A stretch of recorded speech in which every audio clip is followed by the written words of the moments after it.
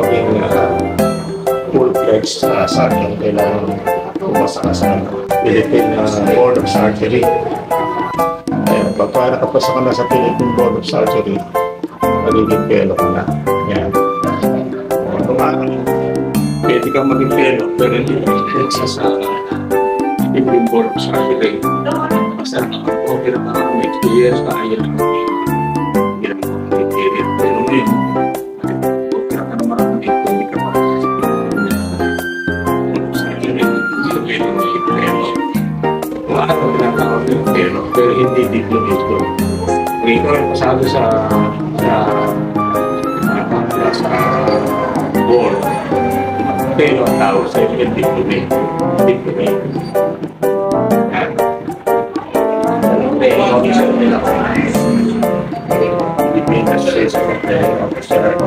Ito yung laparoscopic sa veteran sa Kalatan.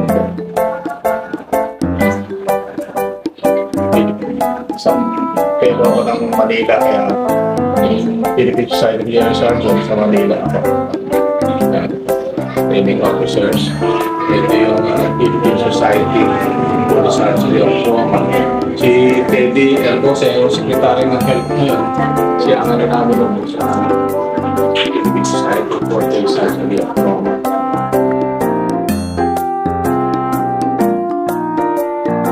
Wapo-wapo pa rito, no? Sabagay, hanggang ngayon naman. Uy! Eto, pitanong ako.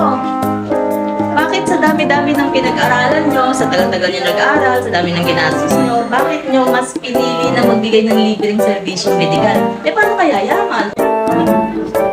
Actually, mayaman naman ako. Mayaman ako sa aking pakiramdam sapagkat nakakatulong ko. Tinatanong ko kung bakit ganito ang ginagawa ko. Even high school, ganyan na.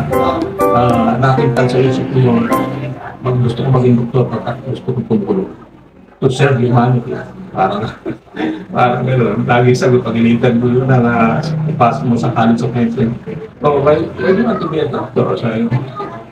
To serve humanity, general na sinasagot. Pero parang pag beauty pageant na lang nasasagot yun eh. Pero talagang isinagawa nyo.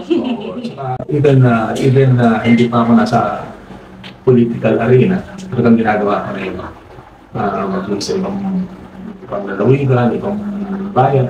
Napuntal na sa akin, pagkat nung intern, nababat ako sa bayan. Pupunta kami sa Isabela, sa Cagayan, iikot-ikot ng tahan namin. Intern, marami ako nag-i-offer na ako doon. May bayad yan, Dok? Binabayaran? Bayad. Saka, ang lakas ng loob namin, nandun kami, nasa punto kami. Nagpapaanak kami, dalawa kaming doktor doon. Isang ko nga yung wife ko noon. Kasi community namin sa Isabela. Galing kami ng Madela, ibang ganyan. Ayun. So, naging ito ko na yun. Naging, hihilig ko na yun. Naging tumulong ko na. Saka tingin ko sa inyo, Dok, hinahanap-hanap ng katawan yung pagka kailangan yung mag-opera talaga, no? Mag-consulta. Alam mo, kumisan nga, kahit yung si Victoria, yung wife ko, magpahinga ka naman siya. Pero pagka na-schedule ko talagang gagawin ko.